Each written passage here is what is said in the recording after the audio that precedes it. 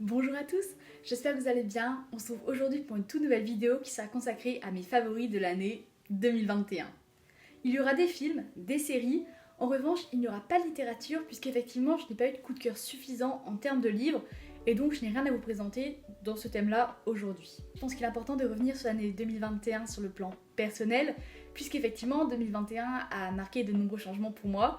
Le plus important, et celui sur lequel je vais m'attarder ici, c'est évidemment mon passage en études supérieures, puisque j'ai été acceptée au mois de mai à l'UT de Lannion dans un BUT Information Communication option journalisme. C'est une admission qui a récompensé des mois de travail. J'ai beaucoup travaillé et j'ai pu voir mes 10 vœux Parcoursup, donc tous les vœux que j'avais faits. Ces 10 vœux qui ont été donc acceptés, qu'il s'agisse de la Sorbonne ou bien encore des UT de Cannes et de Vichy, des écoles sélectives de journalisme. Donc j'ai pu faire un choix et ce choix s'est porté évidemment sur l'UT de Lannion qui était l'école que je visais depuis plusieurs années, depuis que je suis entrée au lycée d'ailleurs. Donc c'est comme ça qu'à partir du mois de septembre, depuis la rentrée, donc je suis installée ici à Lannion, en plein cœur de centre-ville et je vis enfin cette vie de citadine dont j'ai toujours rêvé. Et j'ai la chance de le dire, je suis plus épanouie que jamais dans mes études. J'ai toujours aimé aller à l'école, travailler, sortir avec mes amis, mais aujourd'hui je vis ça pleinement. J'adore aller à la médiathèque après les cours, aller au cinéma le soir. D'ailleurs, ce soir, alors que je vous tourne cette vidéo, je compte aller à l'avant-première du nouveau film de Joaquin Phoenix. Bref, plein d'événements culturels dans cette ville et je suis vraiment heureuse d'être ici. Donc ouais, cette année 2021, elle s'achève avec le sourire aux lèvres. Nous arrivons au moment que vous attendez, celui où je vous parle de mes favoris de l'année. Tout d'abord, commençons par les films, et plus particulièrement par un long métrage sorti sur Amazon Prime au mois de janvier. Une adaptation d'une pièce de théâtre qui met en scène 4 grandes figures de la lutte contre le racisme. Ils vont se rencontrer lors d'une nuit à Miami et vont confronter leur vision de la lutte contre le racisme. Ce long métrage, c'est One Night in Miami de Regina King. We're safe to be ourselves.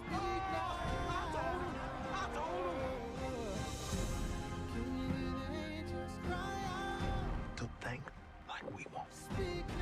Without having to answer to anybody for it. We have to be there for each other. Who's the greatest?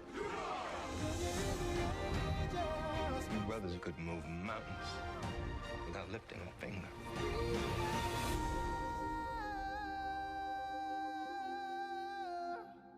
One Night in Miami, c'est un film qui met en scène 4 grandes figures de la lutte contre le racisme, 4 hommes qui se sont battus à leur manière pour les droits des Afro-Américains, Jim Brown, Sam Cooke, Malcolm X et Cassius Clay. Ces 4 personnages, ils vont se retrouver un soir dans un motel à Miami et durant près de 2 heures de film, voire même 2h30 je crois, il faut que je vérifie, mais en tout cas pendant un temps plutôt long, ils vont confronter leur vision du monde et surtout la façon avec laquelle ils perçoivent le combat contre la domination blanche. C'est ça, donc je viens de vérifier, le film dure 1h54, donc pendant 1h54 on a ces personnages qui vont échanger dans un huis clos. C'est ambitieux puisque c'est l'adaptation d'une pièce de théâtre et souvent c'est très compliqué de porter une pièce de théâtre à l'écran. Or Regina King le fait avec brio puisqu'effectivement on a bien quelques scènes en extérieur, des scènes qui si je ne me trompe pas ne sont pas présentes dans le livre, dans la pièce de théâtre originelle. Mais donc ici elle rajoute ces moments à l'extérieur. Regina King elle parvient à rendre dynamique ces échanges puisque le film comme je vous l'ai dit c'est quand même des personnages qui vont échanger pendant 2 heures assis sur un lit. Alors évidemment il y a quelques actions mais globalement c'est simplement des personnages qui vont confronter leur vision du monde. Et elle le réalise avec brio. D'autant plus que ces personnages, comme je disais, ils ont tous leur façon de voir le monde, de voir les choses, et donc on a ces visions qui vont venir s'opposer les unes contre les autres. Par exemple, Malcolm qui lui voit une lutte un peu plus violente, tandis que Sam Cooke lui s'interroge justement sur son impact, sur la manière avec laquelle il peut changer les choses grâce à sa musique. C'est très intéressant la façon dont cet échange justement va emmener chacun à faire des choix et qui va venir aussi impacter sa lutte contre le racisme, la façon avec laquelle il lutte contre les choses établies et surtout la façon avec laquelle il va laisser son empreinte dans l'histoire du racisme. Il est aussi important de savoir que cette discussion, elle n'a jamais eu lieu. Alors oui, ces 4 personnages se sont bien rencontrés un jour dans un motel à Miami, mais on n'a jamais su le contenu de leur conversation. Et donc cette pièce de théâtre, qui est désormais portée sur le grand écran par Regina King, eh bien elle imagine le dialogue qu'il y a pu avoir entre ces personnages. Et c'est juste brillant, vraiment. Cette pièce, je l'ai trouvée phénoménale et j'ai très hâte de lire le livre, puisqu'effectivement, pour l'instant j'ai uniquement regardé l'adaptation, et la façon avec laquelle Regina King a porté à l'écran cette histoire, eh bien ça relève du génie à certains moments. Le second programme que je vais vous présenter, c'est un film, adaptation d'une pièce de théâtre écrite par un Français et qui a connu un succès monstre aux Oscars. C'est un film pour lequel l'acteur principal, Anthony Hopkins, a reçu un Oscar. on va parler du long métrage The Father. Has anyone seen my watch? It's been stolen. No, it hasn't. What do you mean, no, it hasn't? No, it's been going on for some time. It's me. Anne? Strange things going on around us. What is this nonsense? Where's Anne? What are you talking about? Where is she? I'm here. The Father, c'est l'histoire du personnage incarné par Anthony Hopkins qui va perdre peu à peu la tête à la suite d'une maladie mentale, à la suite de l'Alzheimer donc, alors qu'il est touché par les premiers signes de vieillesse. Dès lors, tout va commencer à se mélanger dans sa tête et les choses ne seront plus jamais les mêmes pour lui et pour sa fille, interprétée par Olivia Colman. Ce que j'ai aimé dans The Father, et c'est la raison pour laquelle ce film a attiré mon attention et que je vous en parle aujourd'hui, c'est le fait que la mise en scène, elle nous plonge réellement dans la tête de cet homme. La mise en scène, justement, elle est brillamment utilisée. Florence Zeller, il a excellé en termes d'adaptation, parce que c'est toujours compliqué d'adapter une pièce de théâtre, mais là, il se sert avec brio de la mise en scène afin de nous mettre dans la tête de cet homme. C'est-à-dire que ses troubles sont les nôtres. Par exemple, à plusieurs reprises, on va voir des femmes entrer dans une pièce, des femmes, alors à des moments différents, et cette personne-là dit qu'elle est sa fille. Elle se présente comme le personnage interprété par Olivia Colman, or elle n'a pas du tout le même visage, elle n'a pas du tout les mêmes manières, et face à ça, le personnage d'Anthony Hopkins, il panique complètement. Et nous, on est là en tant que spectateur, et on ne voit pas la réalité. On voit la réalité perçue au prisme du personnage d'Anthony Hopkins. Et c'est ça qui est fascinant là-dedans, c'est qu'on est réellement plongé dans son esprit. On voit ce qu'il voit. Ses peurs, elles sont les nôtres. Peu à peu, il perd pied, ses repères sont totalement bouleversés, et son trouble devient le nôtre. C'est aussi une adaptation, mais cette fois-ci l'adaptation d'une comédie musicale dont Lin-Manuel Miranda est à l'origine. Lin-Manuel Miranda, je vous l'ai dit à plusieurs reprises, mais c'est probablement la personne que j'admire le plus dans le milieu artistique actuel. C'est quelqu'un qui est brillant et qui a notamment composé la comédie musicale Hamilton. D'ailleurs, il y a Lin qui est juste ici, avec sa petite Funko Pop. Mais Lin, avant Hamilton, a créé une autre comédie musicale qui se déroule dans le quartier latino de Washington Heights à New York. On y suit des thématiques qui lui sont chères, telles que la poursuite de ses rêves, la fuite du temps, ou bien encore la pression qu'on peut s'imposer. Cette comédie musicale, elle a été adaptée sur le grand écran cet été, avec John Chu à la réalisation, ainsi que Lin-Manuel Miranda en tant que producteur.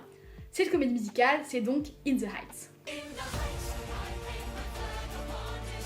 We came to work and to live, and we got a lot in common. DRPR, we are not stopping. Every day, until the day we go from poverty to stock options.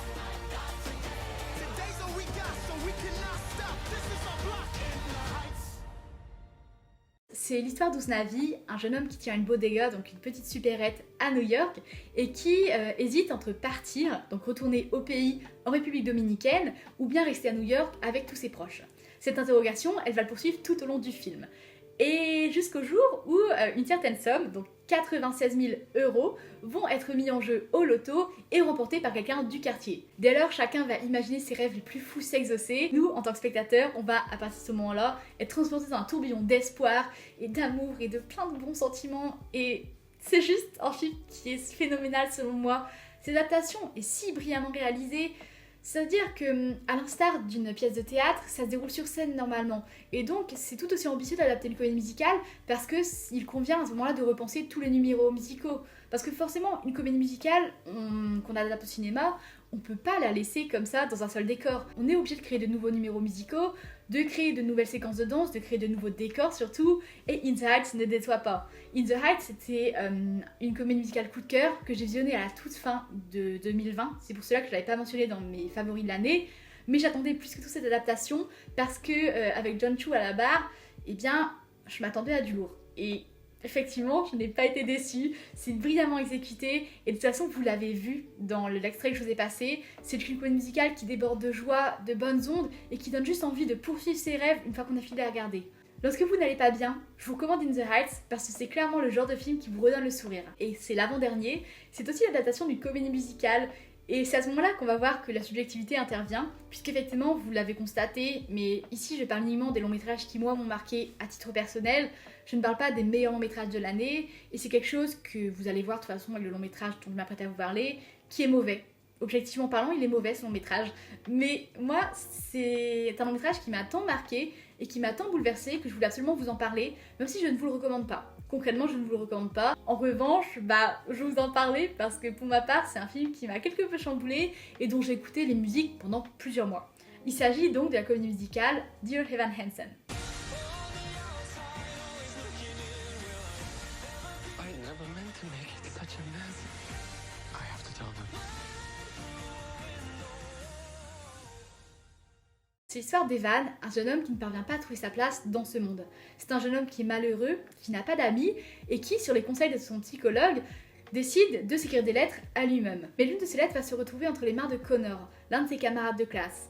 Or, le lendemain, il apprend le suicide de Connor, il apprend que Connor s'est ôté la vie le jour même et que, à la suite d'un quiproquo, sa famille pense qu'il était l'un des amis de Connor. Evan va décider de poursuivre ce mensonge jusqu'à ce qu'il finisse dans une spirale dont il ne pourra plus sortir.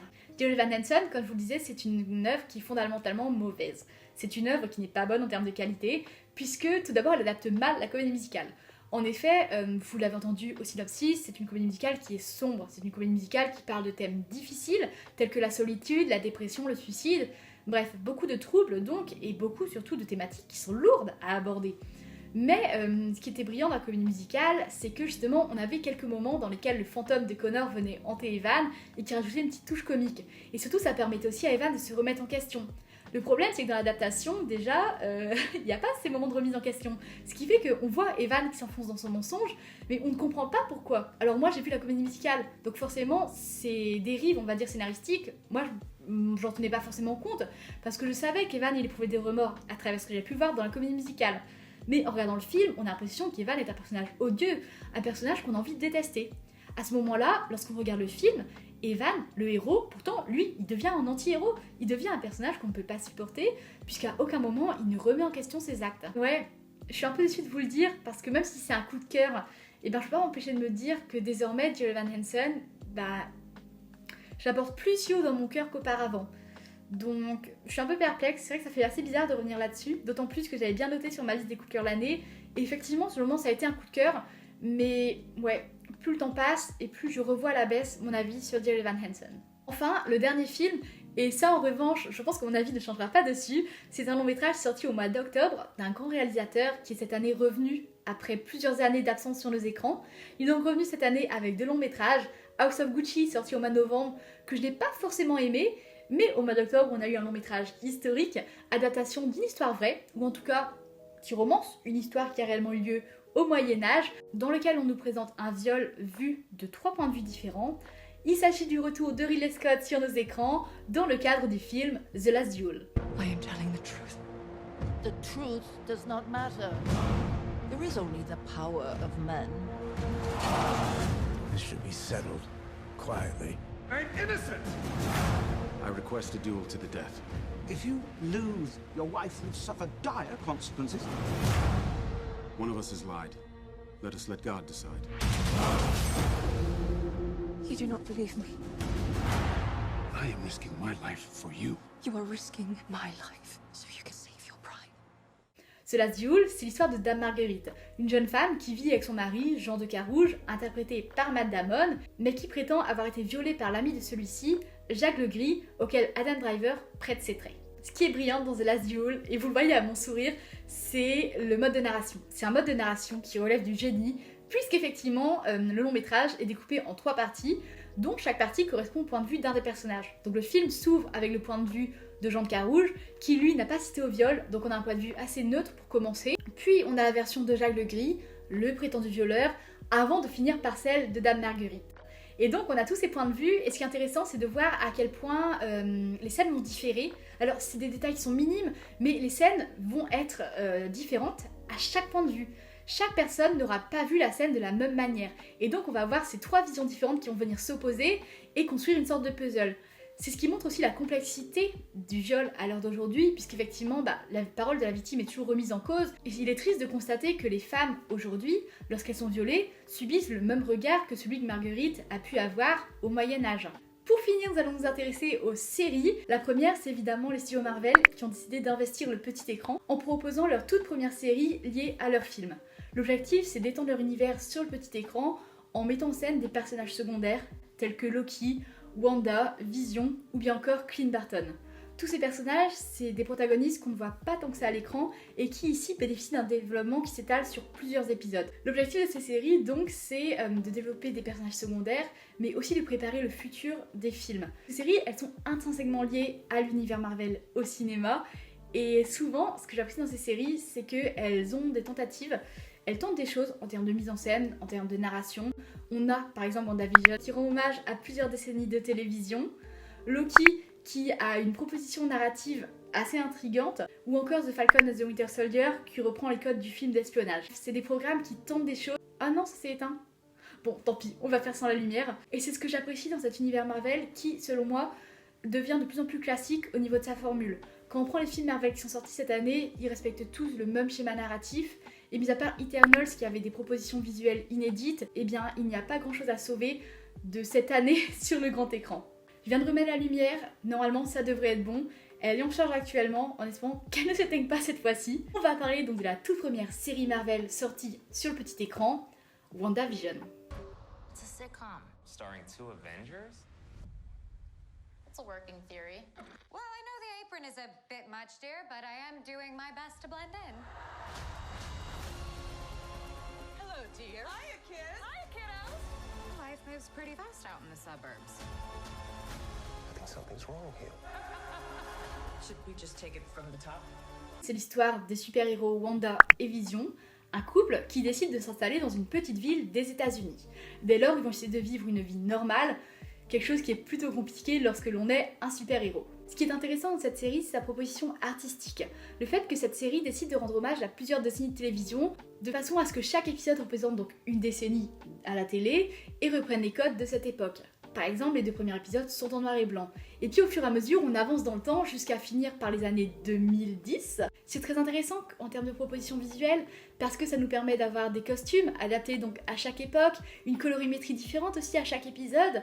Et sur le plan artistique, WandaVision est vraiment une série qui est intéressante selon moi et probablement la série la plus réussie de celle que Marvel a pu proposer pour l'instant. 2021 a été marqué par ma découverte d'un certain genre, un genre pour lequel j'éprouvais de nombreux préjugés, dont j'ai décidé de me débarrasser au mois d'avril, puisqu'effectivement au mois d'avril il y a une œuvre populaire, une œuvre qui s'est même selon moi inscrite dans la pop culture, qui a achevé tout simplement sa parution dans le cadre d'un dernier chapitre qui est sorti début avril, c'était ça, et on en parlait absolument partout, sur Instagram, sur les réseaux, au lycée évidemment, puisque beaucoup de garçons de mon âge regardaient cette œuvre. Et moi j'ai trouvé beaucoup d'idées reçues, comme je vous le disais, j'associe ça à quelque chose de pas développé, à quelque chose de très maigre en termes de contenu intellectuel. C'est terrible ce que je me dis sur ce programme, d'autant plus que j'en parle aujourd'hui comme l'un de mes favoris de l'année, mais j'ai trouvé beaucoup d'idées reçues sur ce programme. Et puis j'ai décidé de franchir le pas en écoutant quelques podcasts sur cette œuvre, et puis je suis tombée sur Snapchat sur un classement des meilleurs personnages de l'animé. Et à la première place, j'ai découvert un personnage, un petit blondinet, qui tout de suite m'a intriguée par son caractère. Ce personnage, c'est Armin Arlert. Dès lors, je me suis lancée dans le visionnage de ces scènes sur internet, jusqu'à ce qu'enfin je décide de me lancer dans le visionnage de mon tout premier animé, L'Attaque des Titans.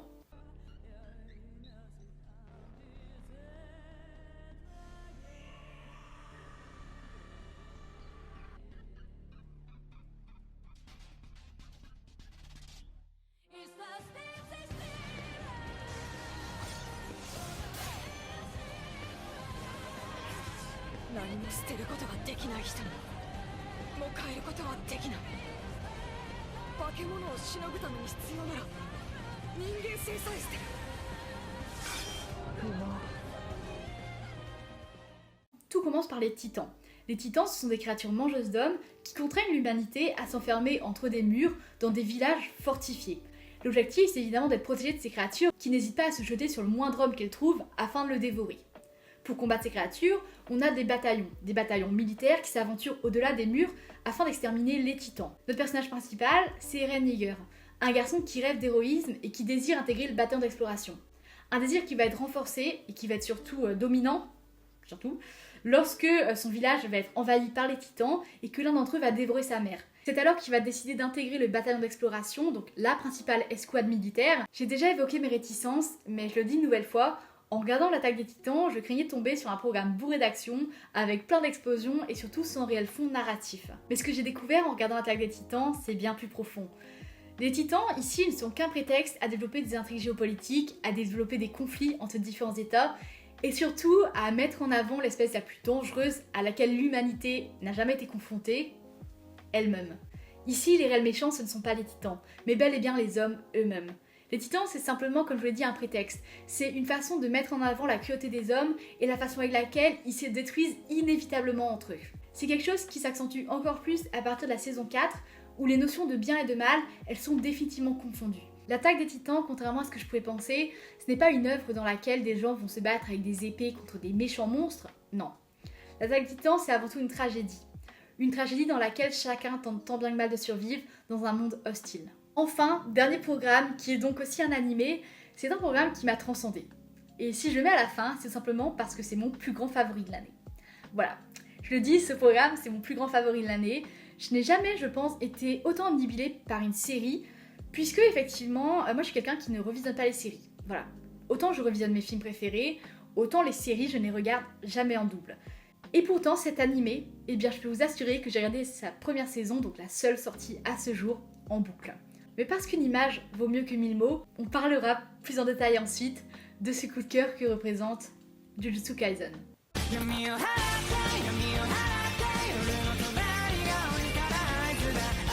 死ぬ時のことは分からんけど生き様で後悔はしたくないそれ抜いた方がいいわよ。私の呪力が流れ込むから。いいねちゃんとイカれてた死ぬなよ虎杖釘崎憎悪も恐怖も後悔も全て出し切れ拳に乗せろ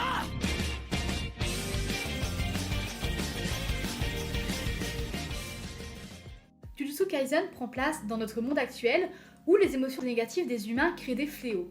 Les fléaux, ce sont des créatures qui viennent justement hanter les hommes et qui sont à l'origine de plusieurs disparitions, de milliers de disparitions par an au Japon. Les seuls qui sont capables de voir ces fléaux et qui sont donc en mesure de lutter contre eux, ce sont les exorcismes. L'exorcisme, c'est quelque chose qu'ils apprennent dans des écoles spécialisées, et évidemment, notre histoire, elle se déroule dans l'une d'elles, l'école d'exorcisme de Tokyo. Tout commence lorsque Yuji Tadori, un lycéen en apparence banal, va se retrouver à la suite d'une série d'événements possédé par le roi des fléaux, Sukuna. Évidemment, vous en doutez, c'est à ce moment-là que Yuji Tadori va intégrer l'école d'exorcisme de Tokyo. C'est très rare que j'aime autant de personnages à la fois. Très souvent, lorsque je regarde un programme, il y a peut-être un ou deux personnages qui vont se démarquer. Mais le problème avec Jujutsu Kaisen, c'est que lorsque je parle de mes personnages préférés, ce n'est pas un top 3 que je fais. Ce n'est pas un top 5 non plus, mais un top 10 au minimum. Un top 10 au minimum, quand les personnages dans Jujutsu Kaisen sont bien écrits. Qu'il s'agisse des personnages secondaires, de personnages minimes, même des personnages qu'on peut voir dans un seul, voire 2 épisodes, et ben ils sont si bien écrits que franchement, ils ont mon cœur au bout de quelques minutes d'apparition. Ce qui vaut un tel succès à Jujutsu Kaisen, c'est sa qualité. C'est un animé qualitatif sur tous les points. Qu'il s'agisse de la musique, qui est toujours brillamment choisie, ses openings, ses endings, les musiques même, la bande originale, bref, tout est brillamment réalisé, ou bien encore l'animation. C'est l'animation de Jujutsu Kaisen qui fait sa force. Le fait que les studios MAPPA, alors les studios MAPPA c'est compliqué d'en parler, les studios MAPPA sont très prolifiques et c'est quelque chose qui déteint sur ses employés. Les employés qui sont fatigués de travailler sur autant de projets à la fois et donc ils ont énormément de pression, beaucoup d'attentes qui pèsent sur eux et effectivement c'est quelque chose qui déteint sur les employés.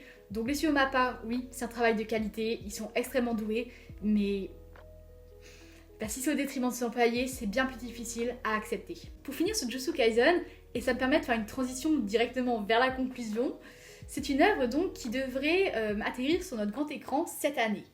Puisque, effectivement, le 24 décembre 2021, est sortie dans les salles japonaises l'adaptation du tome 0, dans lequel on a donc le personnage principal, Yuta Okkotsu, qui est mon personnage préféré du manga. Donc ce film qui adapte l'histoire de Yuta, et qui normalement devrait sortir chez nous en France vers le printemps, je dirais. Il a déjà une date aux États-Unis. Désormais, j'attends plus que tout une date de sortie française. Si vous me suivez sur Instagram, vous savez à quel point j'attends ce film, puisque je vous en parle constamment sur les réseaux sociaux. À chaque fois qu'il y a une nouvelle bande-annonce, de nouvelles images qui sortent, je vous les partage là-bas. Donc ouais, Jujutsu Kaisen 0, donc l'adaptation du tome 0, c'était ma grosse attente de 2021.